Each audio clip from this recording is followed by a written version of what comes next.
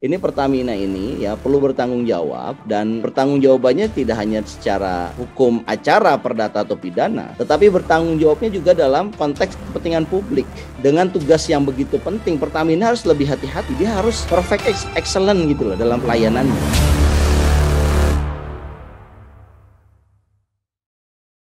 Ya, topik yang ketiga ini tentang ini insiden ya kecelakaan di mana tangki Pertamina ini menabrak ya di lampu merah Cibubur, dan ini uh, menimbulkan korban jiwa ya. Uh, Kayaknya lebih dari 10 ya sekarang ya. Dan tentunya ini kabar yang sangat memprihatinkan. Jadi ini kan ada penempatan lampu merah yang tidak pas ya di Jalan Mudun ya, jalan yang turun, sehingga tentu untuk kendaraan-kendaraan besar itu bebannya akan berat ya, apalagi saat remnya blong, tentu ini sangat berbahaya.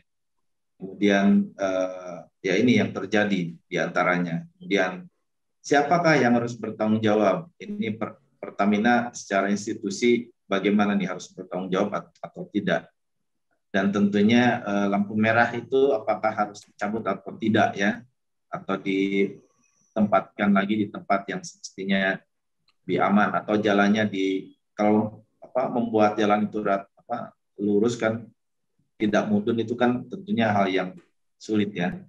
Bang Mator gimana Bang? Silakan Bang. Ya, ini menarik ya bro. Jadi kasus yang terjadi kemarin ini sangat miris sekali. Saya nggak lihat detail ya, karena saya lihat tuh videonya itu dari laporan masyarakat itu bagaimana para korban itu masih ada di bawah roda dari truk tangki itu gitu. Saya sama sekali nggak kuat ngelihatnya itu ya. Begitu memprihatinkan. Dan saya itu berpikir ini kok bisa truk ya Pertamina tangki ya yang membawa puluhan ribu liter ya, itu tidak apa istilahnya mengalami apa yang disebut para saksi di lapangan adalah remnya belum. Nah, menurut saya ketika kasus truk remnya belum, maka yang paling bertanggung jawab adalah Pertamina.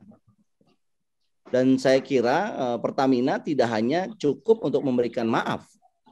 Ya, kalau dalam rilisnya Pertamina sudah menyatakan permintaan maaf ya, sebagai institusi melalui humasnya itu sudah sampaikan permintaan maafnya.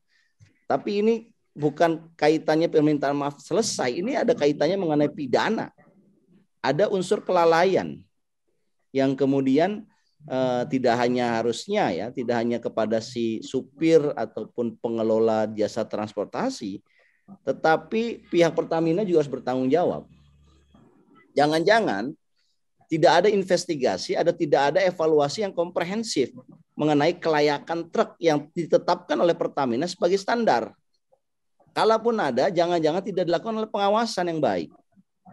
Nah, oleh karena itu saya kira ini Pertamina ini ya perlu bertanggung jawab ya, dan pertanggung jawabannya tidak hanya secara apa istilahnya hukum acara perdata atau pidana, tetapi bertanggung jawabnya juga dalam konteks kepentingan publik.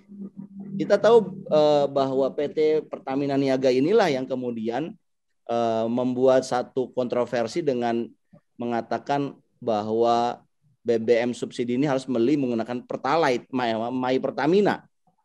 Ya. Ini kan Pertamina, PT Pertamina Niaga ini, dan ini yang saya kira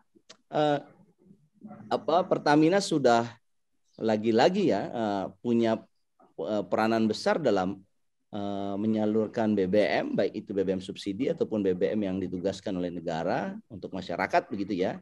Dan dengan tugas yang begitu penting, Pertamina harus lebih hati-hati, dia harus perfect excellent gitu loh dalam pelayanannya.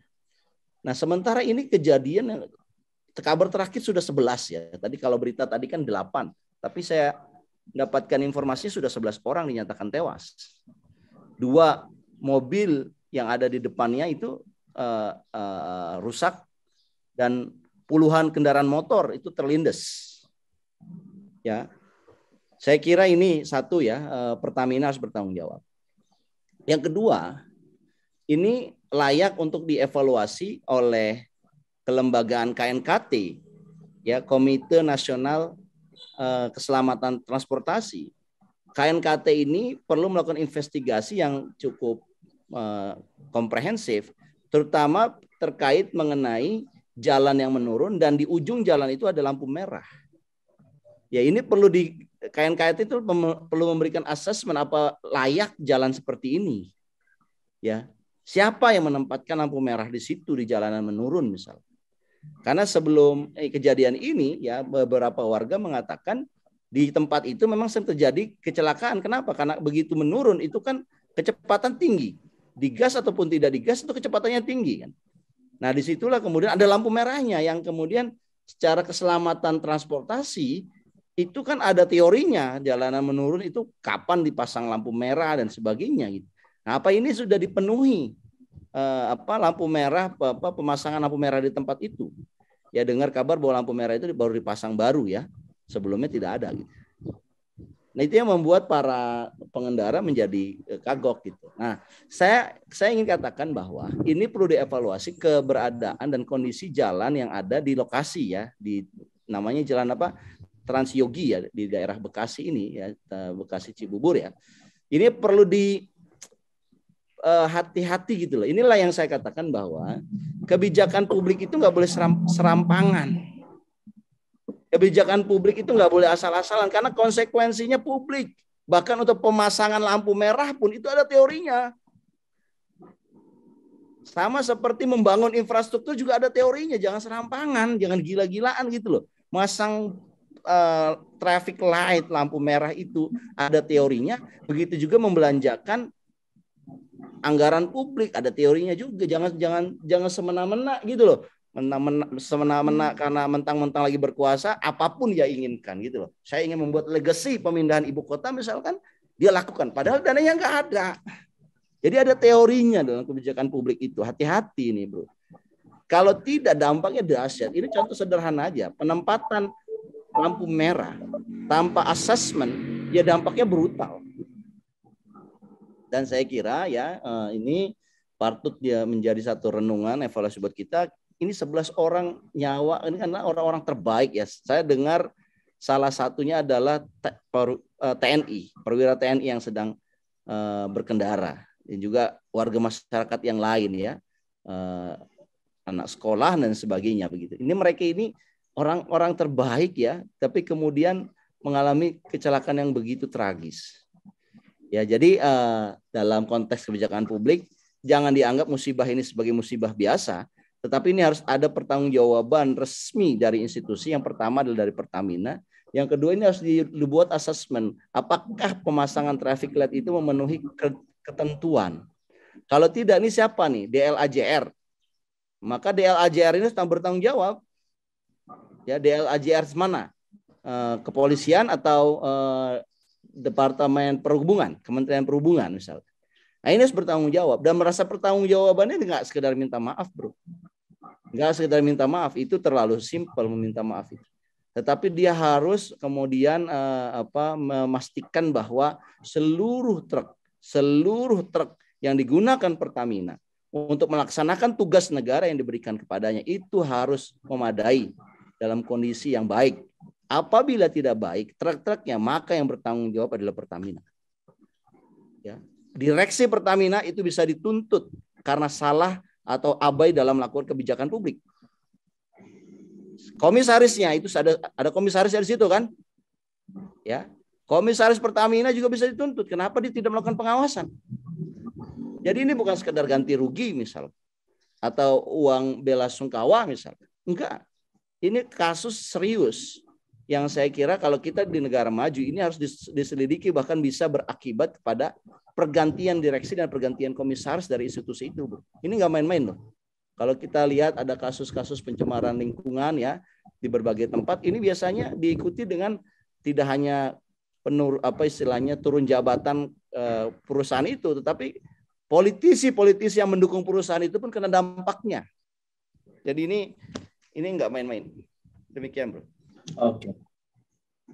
Oke, baik. Saya kira pesannya sudah sangat clear ya, bahwa memang ini kecelakaan itu selalu terjadi ya.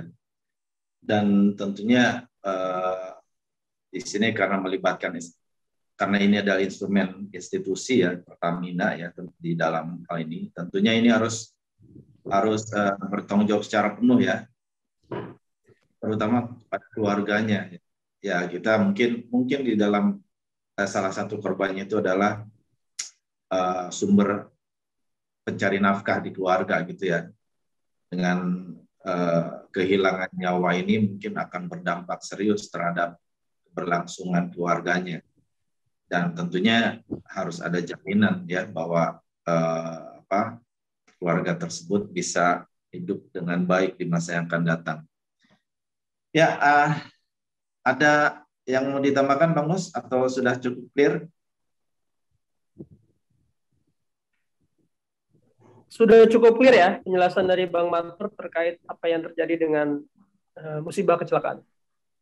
Oke, baik. Kalau begitu kita cukupkan Jangan Salah Arah hari ini, dan jangan lupa untuk like, share, komen, dan subscribe channel Ahmad Nur Hidayat. Klik tombol lonceng untuk mendapatkan notifikasi update-update berikutnya, dan simak terus Jangan Salah Arah yang tayang setiap hari. Terima kasih atas perhatiannya. Saya kembalikan ke Bang Mus, silakan. Ya, terima kasih Bro Eko atas berlangsungnya JSA kita hari ini. Terima kasih Bang Matur atas pencerahan-pencerahannya, atas berbagai peristiwa yang terjadi. Kita cukupkan ya Bang JSA kita siang hari ini ya. Terima kasih semuanya. Assalamualaikum warahmatullahi wabarakatuh. Sampai jumpa. Waalaikumsalam warahmatullahi wabarakatuh. Sampai jumpa minggu besok ya. Oke. Salam.